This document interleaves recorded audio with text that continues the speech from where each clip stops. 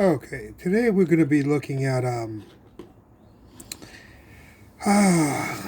some sort of mass particle here, and it's going to be subjected to a constraining force that's perpendicular to its direction of motion, always. So the force and the velocity and the direction of motion are perpendicular. What we're going to do, we'll calculate the work done by the force. Of course, that's the integral of f dotted with dx, two vectors. F equals ma dotted with dx right there.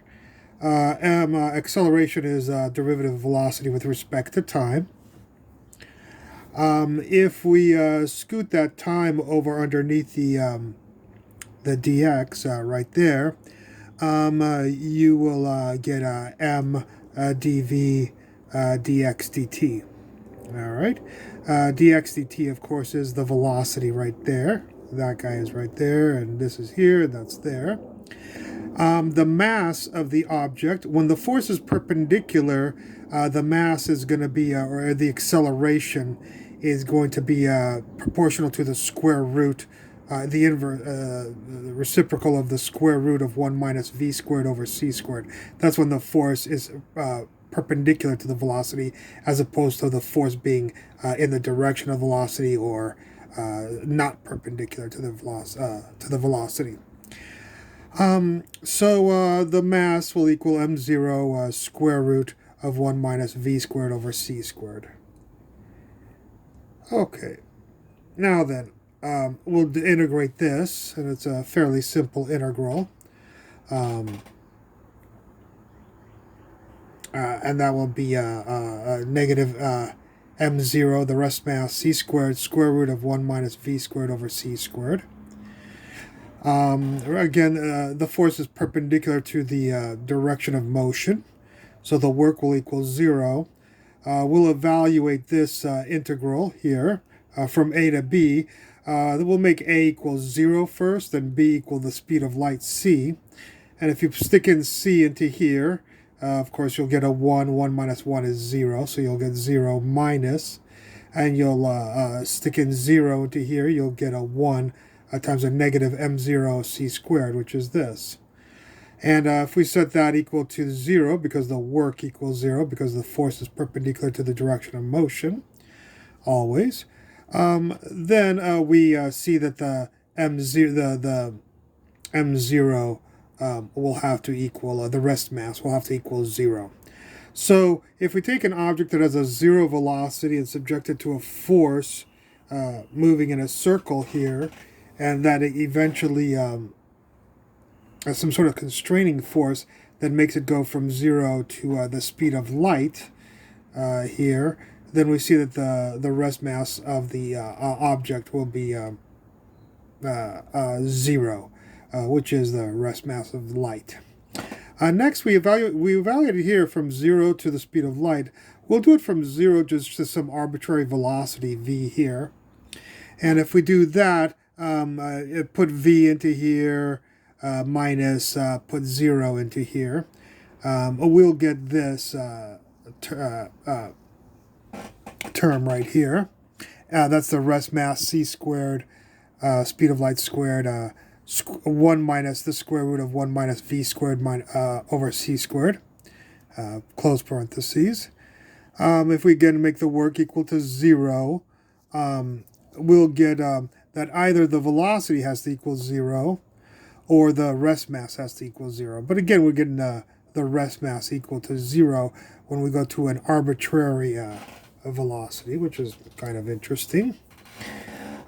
Finally, we went from 0 to c. Here we decided to evaluate the integral from 0 to v, and now we'll evaluate it from v to c squared. And if we stick in c squared into here, we'll get something very similar to this, where it's 0 minus a negative. When you stick in v into here, you'll get, of course, this term minus negative is just going to be that term. So 0 basically plus this is going to be this. If we set that equal to 0, setting the work equal to 0, we will get that either the rest mass has to equal 0. Again, all three solutions gave us a rest mass of equal to 0. Or the velocity of the particle has to equal a speed of light. So if this was c squared over c squared, 1 minus c squared will give us 0. This whole term will be 0. Okay, so we got those two solutions. It's interesting to note this equation here that says m0 square root of times the square root. As we all know, this is the normal Einstein relativistic mass dilation formula. That's the relativistic mass equals the rest mass divided by the square root of 1 minus v squared over c squared. If you stick in 0, you get an answer that we understand. M is equal to the mass is equal to the rest mass, and that makes sense when the velocity equals 0.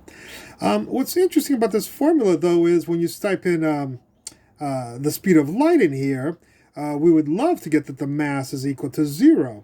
But instead, of course, since this will be c squared over c squared, 1 minus c squared is 0, square root of 0 is 0, and anything over 0, of course, is infinity.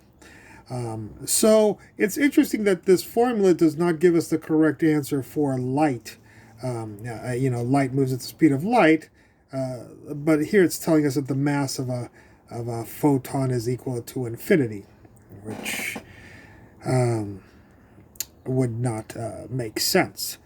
But if we look at this formula that we derive from the work equation here, if we steal this m0 and the square root of 1 minus v squared over c squared and make it like this, I'm not saying this is correct, but it's interesting that it does give us, whereas this only gave us one answer that was correct, this one will give us two answers that are correct. If you stick in 0, you'll get that the mass, a rest mass is equal to the mass will equal the rest mass. That makes sense. And what's interesting, though, is this time when you stick in the speed of light, you get, of course, c squared over c squared is 1. 1 minus 1 is 0. And now you'll get the mass of light will equal 0. So it's interesting that this equation here, derived from this work integral here, gives us answers that are compatible with reality. Just thought you might be interested in that. Okay, thank you for watching, and I look forward to any comments at the bottom.